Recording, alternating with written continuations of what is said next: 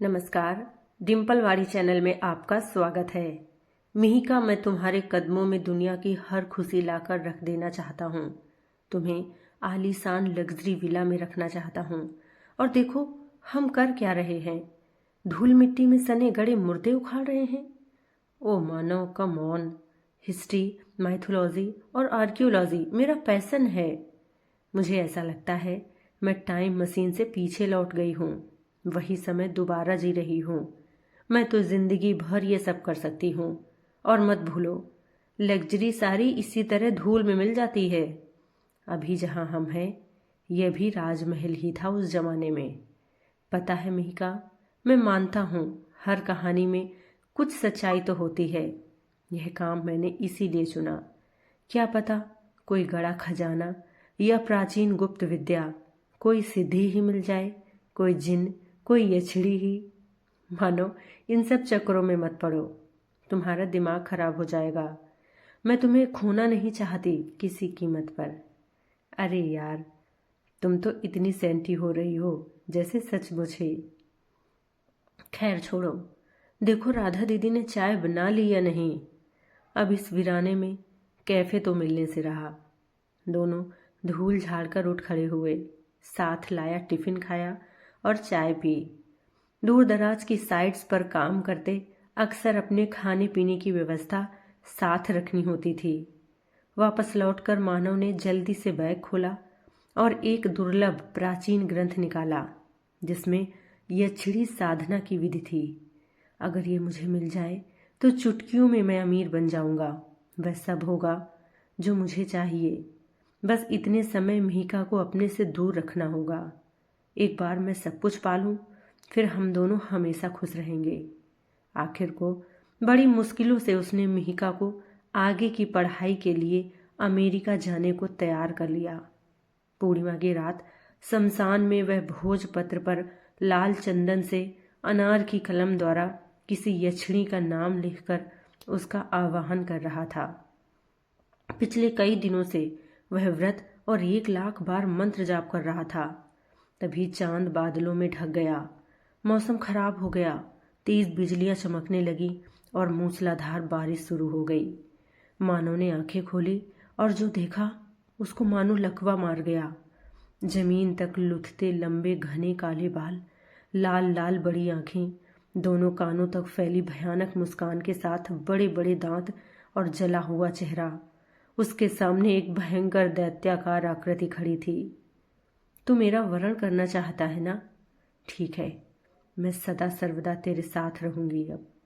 उसने अट्टहास किया। उसकी आवाज से मानव की रीढ़ में सिहरन दौड़ गई। वह अपनी जगह जड़ होकर रह गया। क्या हुआ, कुछ बोलेगा नहीं? वह फिर दहाड़ी, लेकिन मानव की जुबान तालू से चिपक गई थी। हा हा हा, दुर्बल पुरुष। भयानक हंसी हंसकर वह गायब हो गई। सब कुछ पहले जैसा हो गया। ओ नहीं, मेरी साधना विफल हो गई, लेकिन मैं प्रयास नहीं छोड़ूंगा। अगली पूर्णमासी फिर आऊंगा। इस बार उसका निश्चय और पक्का हो गया था।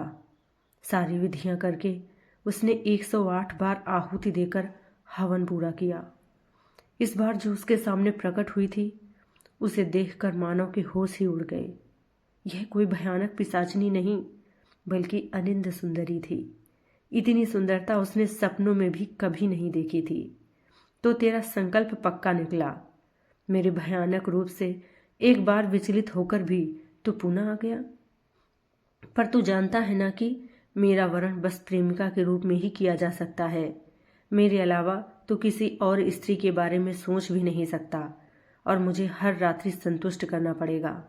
मेरे साथ कच्चा मांस और मदिरा का सेवन करना होगा। उस समय मानव उसके रूप और अलौकिक आभा के मोह जाल में ऐसा फंसा कि उसकी हर बात पर बस हाँ ही किए जा रहा था। और कुछ ही दिनों में उसके पास सब कुछ था। करोड़ों का बैंक बैलेंस, अलग अलग देशों में बंगले, फैक्ट्रियां और संसार की सबसे सुंदर स्त्री। वह बाकी सब कुछ भूल चुका था। 5 साल कैसे निकल गए उसे पता ही नहीं चला। पर अब वह बेचैन सा रहने लगा था।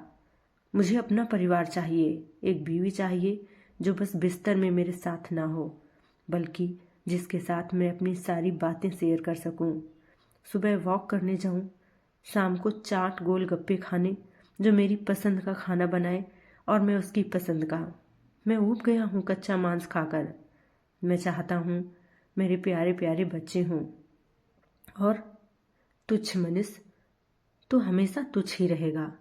तुझे संसार का हर दैवी ऐश्वर्य मिल जाए तब भी तेरी तुच्छता तुझे वापस पाताल में ही घसीटेगी। चिर यौवना सुंदरी को छोड़कर तू ऐसी स्त्री की इच्छा करता है जो शीघ्र ही बूढ़ी होकर मर जाएगी। तू कृतज्ञ नहीं रहेगा। कौन है वह स्त्री?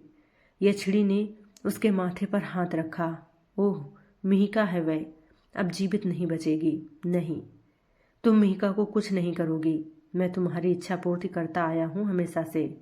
उसे छोड़ दो बस। संभव ही नहीं है। मेरी केवल एक ही शर्त थी, मेरे सिवा किसी स्त्री के बारे में सोचना भी मत। अब तो उसे मरना ही होगा, नहीं तो मैं तुझे मार दूंगी। यक्षिणी बहुत क्रोध में थी। ठीक है, मार दो मुझे, नहीं चाहिए यह धन दौलत भी तुम्हारी। मिहिका की जान मत लो बस। उसके इतना कहते ही उसका बंगला एक राख के ढेर में बदल गया। यक्षिणी भी गायब हो चुकी थी। तभी उसका फोन बजा और खबर मिली कि अमेरिका में एक रोड एक्सीडेंट में मिहिका की मौत हो गई है। मानव वहीं ढह गया और फूट फूट कर रोने लगा। मैं दौलत के नशे में इतना अंधा हो चुका था कि असली सुख ठुकरा बैठा। मुझे मरना चाहिए था, पर मेरे कर्मों की सजा तुम्हें मिली। मिहिका, काश मैं सब कुछ ठीक कर सकता। बस एक मौका मिलता अगर तुम मुझे। मानव, मानव उठो, क्या हो गया है तुम्हें? बुरा सपना देख रहे हो कोई? मिहिका की आवाज़ पर वह हड़बड़ा कर उठा और घूर घूर कर आसपास देखने लगा। मैं कहाँ हूँ और तुम ठीक हो? हे ईश्वर, मैं कितना खुशनसीब हूँ। उसने मिहिका को गले लगा लिया। अरे क्या हुआ है तुम्हें? किताबों में सिर दिए सो गए थे। मैंने जगाना ठीक नहीं समझा। तुम्हारे पास बैठकर ही तुम्हारे जागने का इंतजार कर रही थी कि अचानक तुम नींद में रोने बड़बड़ाने लगे, मेरा नाम पुकारने लगे। मिहिका ने उसे पानी पिलाया। विश्वास ही नहीं हो रहा, वह सब सपना था। वह 5 साल, वह यक्षिणी। मानो समझ नहीं पा रहा था वह सपना था या वह अब सपने में है। यह पूरा संसार ही भगवान विष्णु का देखा स्वप्न है, ऐसा कहते हैं। खैर, मायने यह रखता है कि हम असल में क्या चाहते हैं। वह क्या है जो जिंदगी में सच में ज़रूरी है। मिहिका मुस्कुराई। तुम ही मेरी जिंदगी हो बस, और कुछ मायने नहीं रखता। मेरे पास जो भी जितना भी है, तुम्हें हमेशा खुश रखने की कोशिश करूँगा। उसने दोबारा मिहिका को गले लगाया तो मिहिका ने कृतज्ञता से उस ड्रीम कैचर को देखा जो एक रहस्यमयी महिला ने उसे दिया था और कहा था कि अगर मानव को खोना नहीं चाहती तो इसे उसके बिस्तर के सिरहाने रख देना। उसे खुशी थी कि उसने उसकी बात पर विश्वास किया। इधर मानव ने उस तंत्र साधना की किताब को बहुत ढूंढा। वह उसे नष्ट कर देना चाहता था ताकि कोई और इस माया जाल में न फंसे, पर वह न जाने कैसे गायब हो चुकी थी। कैसी लगी आपको ये कहानी? कमेंट करके ज़रूर बताएं। चैनल को सब्सक्राइब करें, वीडियो को लाइक और शेयर करें। पूरा वीडियो अंत तक देखने के लिए आपका बहुत बहुत धन्यवाद। जय श्री राम। हर हर महादेव दोस्तों।